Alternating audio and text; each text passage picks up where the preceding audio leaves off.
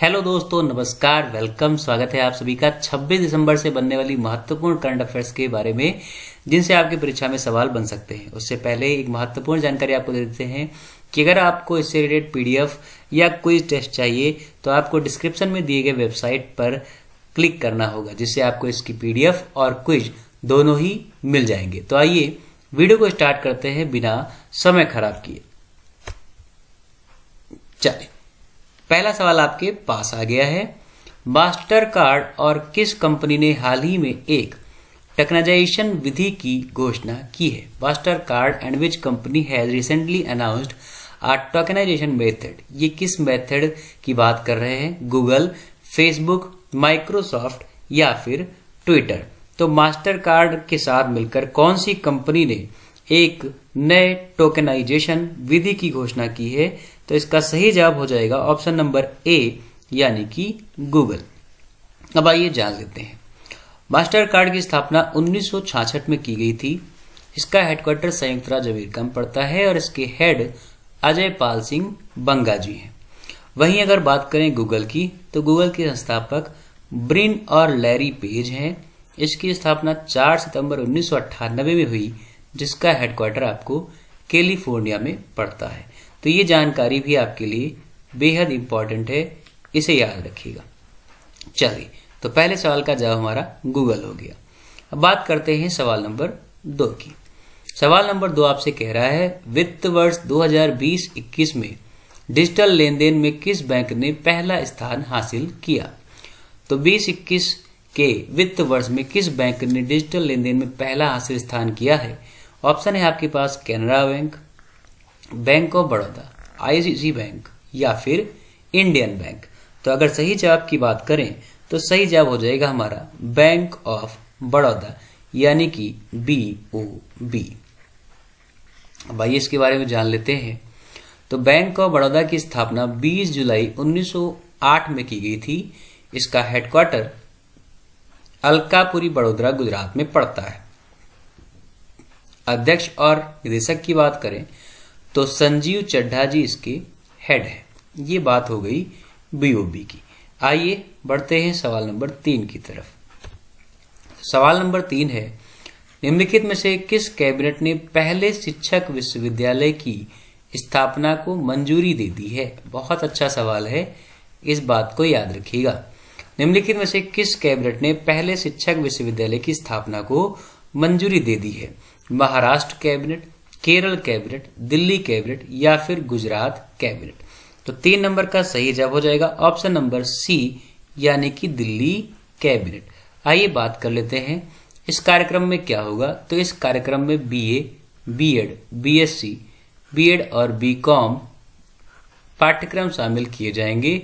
बात करें अगर दिल्ली की, तो दिल्ली के CM इस समय अरविंद केजरीवाल जी चल रहे हैं, जो कि आम आदमी पार्टी के हैं। इसे याद रखिएगा, बेहतर सवाल आपके लिए बन सकता है। चलिए आइए स्टार्ट करते हैं, बात करते हैं सवाल नंबर 4 की। सवाल नंबर 4 हमसे कह रहा है, फूड एंड ड्रग एडमिनिस्ट्रेशन ने हाल ही में किस बीमारी को रोकने के लिए एप्रेट्यूड इंजेक्शन को मंजूरी दी है? बेहतरीन क्वेश्चन है दोस्तों, बहुत इंपॉर्टेंट बन सकता है, याद रखिएगा। फूड एंड ड्रग एडमिनिस्ट्रेशन ने हाल ही में किस बीमारी को रोकने के लिए एप्रेट्यूड इंजेक्शन को मंजूरी दे दी है? TB, HIV, निमोनिया या फिर मलेरिया। तो सवाल नंबर 4 का हमारा सही जवाब हो जाएगा ऑप्शन नंबर B, यानी कि HIV, human immuno deficiency virus, HIV की बात हो रही है। चलिए, अगर बात कर लेते हैं इसके हेडक्वार्टर की, किसके? फूड एंड ड्रग एडमिनिस्ट्रेशन की। याद रखिएगा, तो इसका हेडक्वार्टर आपको पड़ता है सिल्वर स्प्रिंग, मैरियालैंड में। इसकी स्थापना हुई थी 30 जून 1906 में और इसके फाउंडर हैं Theodore Roosevelt, Harvey Washington Wiley. याद रखिएगा, ये कहानी HIV की है। यहाँ पर आपको एक रेड रिबन दिखाई पड़ रहा होगा, जो कि HIV एड्स का सिंबल होता है। और एड्स डे आप कब मनाते हो? 1 दिसंबर को मनाते हो। सभी बच्चे कमेंट बॉक्स में जवाब जरूर देंगे, इस बार के एड्स डे की थीम क्या थी? आपको कमेंट बॉक्स में जवाब देना है। चलिए बात करते हैं सवाल नंबर 5 की। सवाल नंबर 5 पूछ रहा है कि हाल ही में किसने Z+ कैटेगरी की सुरक्षा में महिला कमांडो को तैनात करने की घोषणा की है। हाल ही में किसने Z+ कैटेगरी की सुरक्षा में महिला कमांडो को तैनात करने की घोषणा की है? नीति आयोग ने, राज्य सरकार ने, केंद्र सरकार ने, DRDO ने। 5 नंबर का सही जवाब हो जाएगा केंद्र सरकार। अब ये बात तो आपको मालूम होगी। चलिए, केंद्र सरकार से अलावा अगर हम बात करें नीति आयोग की, तो नीति आयोग की स्थापना अगर हम बात करते हैं तो ये कब हुई है? 1 जनवरी 2015। इसका हेडक्वार्टर पड़ता है न्यू दिल्ली में और इसके अध्यक्ष होते हैं PM, यानी कि वर्तमान नरेंद्र मोदी। वर्तमान के PM हमारे 15 नंबर के हैं। याद रखिएगा, इनका संसदीय क्षेत्र वाराणसी है, यानी कि बनारस। चलिए, आप सभी को कमेंट में जवाब देना है कि प्रधानमंत्री नरेंद्र मोदी जी प्रधानमंत्री बनने से पहले किस राज्य के मुख्यमंत्री थे? चलिए, बढ़ते हैं सवाल नंबर 6 की तरफ। सवाल नंबर 6 हमसे कह रहा है किस देश में हाल ही में 66 मिलियन साल पुराने डायनासोर के भ्रूण की खोज की गई? वेरी इंपॉर्टेंट क्वेश्चन है, याद रखिए। हाल ही में किस देश में 66 मिलियन साल पुराने डायनासोर के भ्रूण की खोज की गई? चीन, जापान, ऑस्ट्रेलिया या फिर अफ्रीका? तो 6 नंबर का सही जवाब हो जाएगा ऑप्शन नंबर A, यानी कि चीन। अब आइए जान लेते हैं। चीन के प्रेसिडेंट हैं शी जिनपिंग। कैपिटल है बीजिंग। पॉपुलेशन यहाँ पर 140.21 करोड़ के आसपास है 2020 के डाटा के अकॉर्डिंग। करेंसी यहाँ की रेनमिनबी है, युआन भी आप कह सकते हैं। होंगो नदी, यांगटीसी नदी, ये सब चाइना की प्रमुख नदियां हैं। कुछ इस तरीके के भ्रूणावशेष आपको देखने को मिले हैं, इस बात को भी याद रखिएगा। आप सभी को कमेंट बॉक्स में जवाब जरूर देना है। एशिया की सबसे लंबी नदी जो कि चाइना में पाई जाती है, उसका नाम क्या है? कमेंट बॉक्स में जवाब जरूर दीजिएगा। चलिए बात करते हैं सवाल नंबर 7 की। हाल ही में भारत यूके की जगह यूनिकॉर्न की मेजबानी करने वाला कौन सा देश बन गया? तो भारत यूके की जगह यूनिकॉर्न की मेजबानी करने वाला कौन सा देश बन गया, आपसे पूछा जा रहा है। पहला, दूसरा, तीसरा या फिर चौथा? तो 7 नंबर का हमारा सही जवाब हो जाएगा तीसरा देश बन गया है। एक ही वर्ष में 33 यूनिकॉर्न जोड़ने से भारत को यूनाइटेड किंगडम को विस्थापित करने वाले देशों की सूची में तीसरे स्थान पर रखा गया है। ये यूनिकॉर्न क्या होता है या इसे कैसे जानते हैं? तो जब किसी का मूल्य 1 बिलियन से अधिक हो जाए तो उसे एक यूनिकॉर्न के रूप में देखा जा सकता है। बात करें अगर हुरून रिसर्च इंस्टीट्यूट के द्वारा आंकड़े जो जारी किए जाते हैं, उसके अनुसार अमेरिका और चीन ये दोनों पहले रैंक पर हैं और अब आपका भारत आ चुका है। तो भारत का स्थान हो गया है तीसरा। इस बात को याद रखिएगा। चलिए आगे बढ़ते हैं सवाल नंबर 8 की तरफ। सवाल नंबर 8 हमारा कह रहा है केंद्र सरकार ने 100% साक्षरता के लिए किस अभियान को शुरू करने की घोषणा की है? इंपॉर्टेंट क्वेश्चन है, याद रखिएगा। केंद्र सरकार ने 100% साक्षरता के लिए किस अभियान को शुरू करने की घोषणा की है? स्वच्छ भारत अभियान, नव भारत साक्षरता अभियान, ग्रामीण डिजिटल साक्षरता अभियान या फिर इनमें से कोई नहीं? तो 8 नंबर का आपका सही जवाब हो जाएगा ऑप्शन नंबर B, यानी कि नव भारत साक्षरता अभियान। बात करें अगर तो 24 और 26 जून 2021 को राज्यों के साथ डिजिटल माध्यम से समीक्षा बैठक हुई थी। इसमें यह सहमति बनी थी कि सक्षम प्राधिकार की मंजूरी के बाद जुलाई 2021 में पढ़ना लिखना अभियान को समाप्त करने के बाद नव भारत साक्षरता अभियान स्टार्ट किया जाएगा। ये बात आपको याद रखनी है। दोस्तों आपको बता दें कि नई एजुकेशन पॉलिसी लागू हो चुकी है। आपको बताना है कस्तूरी रंजन जी इससे किस प्रकार संबंधित है और नई एजुकेशन पॉलिसी क्या थी। चलिए बात करते हैं सवाल नंबर 9 की। सवाल नंबर 9 कह रहा है बीजिंग ओलंपिक के लिए भारतीय दल का शेफ डी मिशन किसे नियुक्त किया गया है? वेरी इंपॉर्टेंट क्वेश्चन है, इसे याद रखिएगा। बीजिंग ओलंपिक के लिए भारतीय दल का शेफ डी मिशन किसे नियुक्त किया गया है? मोहित जैन, शांतनु गुप्ता, ऋषभ पंत, हरजिंदर सिंह। तो 9 नंबर का सही जवाब हो जाएगा ऑप्शन नंबर डी, यानी कि हरजिंदर सिंह। बात कर लेते हैं बीजिंग ओलंपिक के बारे में। तो बीजिंग ओलंपिक आपका शुक्रवार 4 फरवरी 2022 से संडे 20 फरवरी 2022 तक होगा। इन्हें आप विंटर ओलंपिक भी कह सकते हो। अगर हम बात करें मोटो की, तो मोटो है इसका together for a shared future, ये इसका मोटो है। 4 फरवरी ओपनिंग, स्टेडियम हो जाएगा बीजिंग नेशनल स्टेडियम, इसे याद रखिएगा। तो आपका हरजिंदर सिंह सही जवाब हो जाएगा। चलिए सवाल नंबर 10 की तरफ बढ़ते हैं। तो निम्नलिखित में से किस देश ने बाबर क्रूज मिसाइल 1B का परीक्षण किया? बहुत अच्छा सवाल है, याद रखिएगा। बाबर क्रूज मिसाइल 1B का परीक्षण किया है किस देश ने?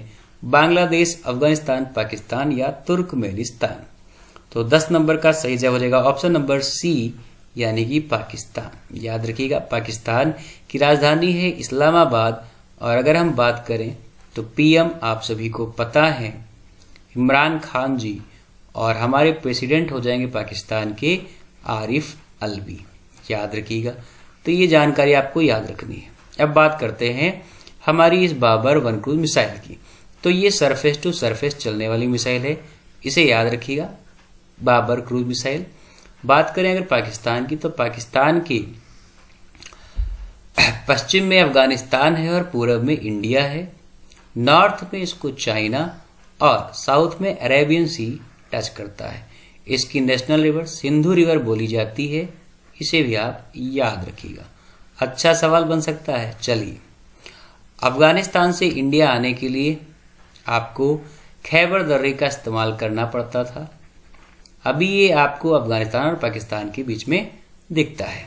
चलिए 11 नंबर की बात करते हैं। तो निम्नलिखित में से किस हवाई अड्डे ने राष्ट्रीय ऊर्जा संरक्षण पुरस्कार जीत लिया? बहुत अच्छा सवाल है, वेरी वेरी मोस्ट इंपॉर्टेंट। तो किस हवाई अड्डे ने राष्ट्रीय ऊर्जा संरक्षण पुरस्कार 2021 जीत लिया है? हैदराबाद हवाई अड्डा, दिल्ली हवाई अड्डा, लखनऊ हवाई अड्डा या फिर देहरादून हवाई अड्डा। तो 11 नंबर का सही जवाब हो जाएगा ऑप्शन नंबर ए, यानी कि हैदराबाद हवाई अड्डा। अब बात करें ये हैदराबाद हवाई अड्डा किस नाम से जाना जाता है? तो इसे राजीव गांधी इंटरनेशनल एयरपोर्ट कहा जाता है, इसे याद रखिएगा। बात करें हैदराबाद की, तो हैदराबाद तेलंगाना की कैपिटल है। तेलंगाना की स्थापना हुई 2 जून 2014 को।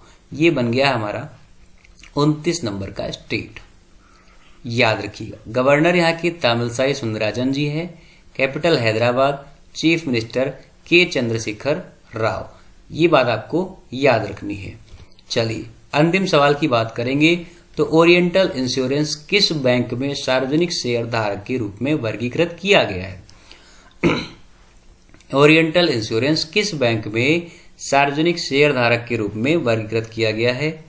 State bank of India, axis bank, Punjab national bank या फिर यस बैंक। तो 12 नंबर का हमारा सही जवाब हो जाएगा ऑप्शन नंबर बी, यानी कि एक्सिस बैंक। एक्सिस बैंक की अगर हम बात करें तो इसके सीईओ हैं अमिताभ चौधरी। हेडक्वार्टर पड़ता है मुंबई में और इसकी स्थापना हुई है 3 दिसंबर 1993 को अहमदाबाद में। तो ये बात आपको याद रखनी है एक्सिस बैंक से। दोस्तों ग्रुप डी एग्जाम के लिए हमने ये अपनी करंट अफेयर स्टार्ट की है। टारगेट हमारा ग्रुप डी है, वहां पर कुछ पुराने क्वेश्चंस भी आपके करंट से बन जाते हैं जो स्टैटिक हैं। हम उनका भी साथ में रिवीजन करते चलेंगे जो आपके लिए इंपॉर्टेंट बन सकते हैं, थोड़े से ओल्ड क्वेश्चंस का। आप इन्हें भी जरूर याद रखें। पहला क्वेश्चन आपके लिए है कि वह देश जिससे लिया गया कर चुकाने के लिए पाकिस्तान को IMF बेल आउट पैकेज दिए जाने की बात की जा रही है या बात की गई, वह कौन सा देश है? तो उस देश का नाम है चीन। ये भी आपको याद रखना होगा। वह शहर जिसका नाम हिंदू देवी लक्ष्मी के नाम पर रखा गया, वह देश कौन सा है? तो उस शहर का नाम है किचिजोजी और ये पड़ता है टोक्यो में। और टोक्यो जापान की राजधानी है आप सभी को कमेंट में जवाब देना है कि जापान का मैनचेस्टर किसे कहा जाता है। एक सर्वेक्षण के तहत इनमें से किसको भारत की सबसे अमीर महिला घोषित किया गया? तो स्मिता कृष्णा गोदरेज ये भारत की अमीर महिलाओं में से एक रह चुकी हैं, इसे याद रखिएगा। हाल ही में प्रधानमंत्री फसल बीमा योजना का सीईओ किसे नियुक्त किया गया? तो आशीष कुमार भूटानी जी को प्रधानमंत्री फसल बीमा योजना का सीईओ नियुक्त किया गया था। वह रेलवे स्टेशन जो कि स्वच्छता के मामले में प्रथम स्थान पर रहा, तो जोधपुर रेलवे स्टेशन और जयपुर, आपको ये दोनों ही याद रखने हैं, काफी चर्चा में रहते हैं। तो दोस्तों ये कुछ ओल्ड क्वेश्चंस थे जो आपके एग्जाम में आ सकते हैं, जिनका आप रिवीजन करते रहें। और बाकी के जो क्वेश्चन हमने आपको दिए हैं वो करंट के बिल्कुल न्यू क्वेश्चन थे। अगर आपको हमारा कंटेंट, हमारी वीडियो पसंद आ रही है तो प्लीज चैनल पर नए हैं तो सब्सक्राइब करके बेल आइकन जरूर ऑन कर लीजिएगा। रोज सुबह 6 बजे आपको ये वीडियो मिल जाएगी। और आपको इसका लाइव क्विज टेस्ट देने के लिए और पीडीएफ प्राप्त करने के लिए डिस्क्रिप्शन में दी गई वेबसाइट पर क्लिक करना होगा, जहां से आप ये दोनों चीजें प्राप्त कर सकते हैं। मुलाकात करेंगे कल की नई करंट अफेयर्स की वीडियो में। आज के लिए इतना ही। धन्यवाद, नमस्कार, जय हिंद।